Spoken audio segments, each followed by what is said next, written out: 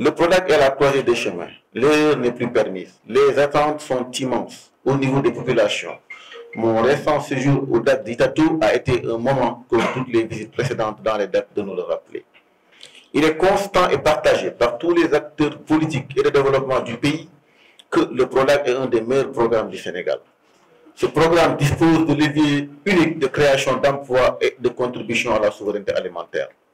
L'atteinte de ces objectifs précités passe indubitablement par une organisation et une coordination optimale des DAC qui sont en définitive les réceptacles exclusifs de la mise en œuvre du programme.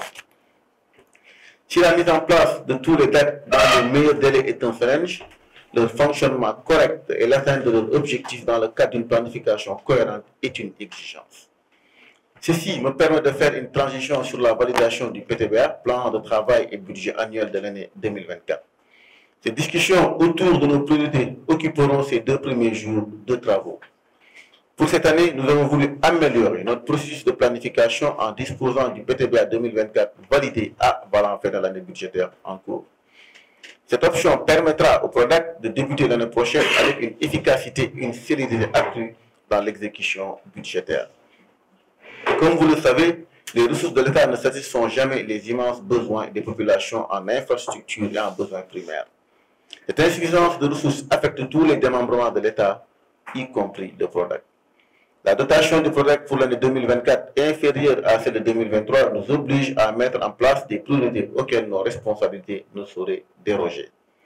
Pour cette année, avec la dotation provenant du BCI de l'État, j'engage comme priorité absolue la mise en œuvre des investissements permettant aux DAC de Keur Sambakan, de Sangalkam et de Noto de disposer de forages et démarrer ainsi leurs activités. Par ailleurs, il sera primordial, dès le début de l'année 2024, de trouver une solution à une réception partielle des ASTC des DAC de Keur Sambakan et de Sangalkam afin de ne pas voir le matériel en place se détériorer. J'engage toutes les diligences et responsabilités requises à cette fin pour le bénéfice exclusif des populations de ces zones. L'incubation des jeunes est, à notre sens, également une priorité. Elle devrait se faire de façon rapide à travers une mise en œuvre simple et optimisée devant nous approcher de notre objectif de 1000 incubés pour cette année. Dans tous les DAC fonctionnels, d'une part, et dans les zones des DAC non fonctionnels d'autre part, en nous appuyant sur des partenaires tels que ceux avec l'ANIDA ou le CFPA de Boudiri permettant d'accueillir des incubés.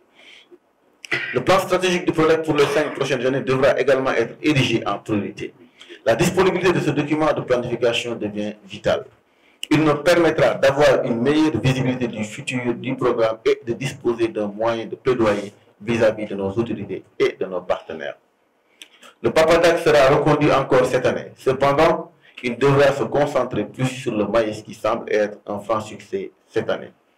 Enfin, une montée en puissance de la création d'emplois à travers la pisciculture dans les DAC est attendue dans le cadre du projet PICIDAC qui devra être pris en charge dans le cadre du partenariat.